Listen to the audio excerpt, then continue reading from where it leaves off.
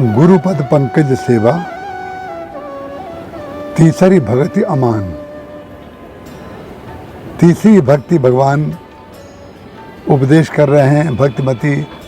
शबरी जी को कि हमारी तीसरी भक्ति जो है गुरु जी के चरणों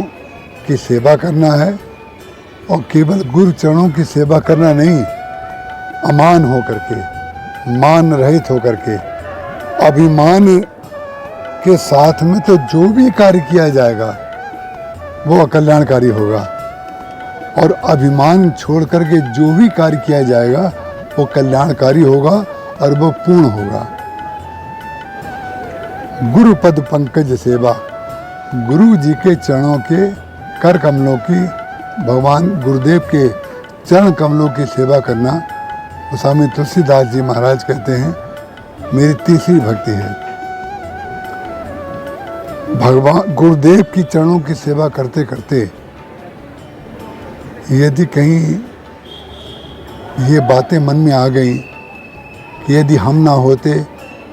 तो गुरु जी की सेवा कौन करता, और हम कितनी सेवा करते हैं, जैसी सेवा हमने की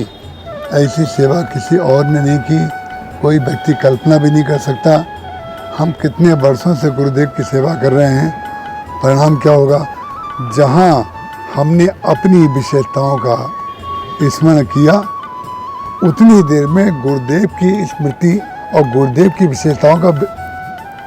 हम लोगों को ध्यान नहीं रहता। जब सेवा करें तो उस सेवा करते समय जो हमारा वर्तमान है, जो सेवा काल है, उसमें हमें लगना चाहिए धन्य है हमारा भाग्य कि हमें गुरुदेव के चरणों की सेवा मिली। गुरुदेव की चरणों की सेवा के परिणाम स्वरूप यदि गंगा जी के दर्शन मिल रहे हैं, गुरुदेव की चरणों की सेवा के परिणाम स्वरूप यदि हमें तीर्थों के दर्शन मिल रहे हैं, गुरुदेव की चरणों की सेवा के परिणाम स्वरूप यदि हमें संतों के दर्शन मिल रहे हैं, हमें भंडारा करने का अवसर मिल रहा है, हमें संतों की सेवा करने का अवसर मिल रहा है, और जनता जनार्दन की सेवा करने का अवसर मिल रहा है। जो कोई व्यक्ति गुरुदेव के चरणों की सेवा करेगा तो जितनी बातें मैंने आपको बताई, गुरु चरणों की सेवा में भंडारा करना, लोगों को खिलाना, उनको गर्म कपड़े बांटना, गंगा जी से शंकर जी का स्नान कराना, शालिग्राम जी का स्नान कराना, दैनिक प्रार्थना करना, संध्या आरती करना, ये सब क्या है, ये सब गुरुदेव के चरणों के सेवा करने का परिणाम है।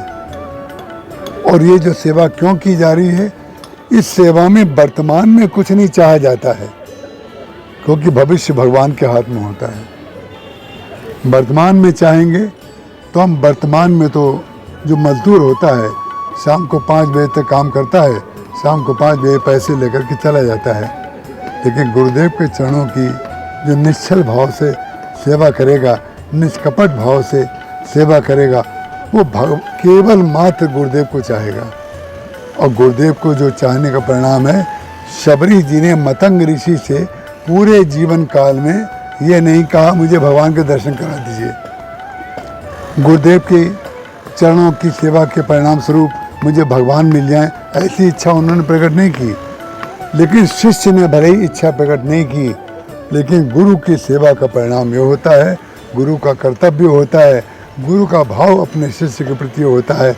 कि वो अपनी सेवा के बदले में उसको भगवान से मिला देता है। शबरी जी को जो भगवान मिले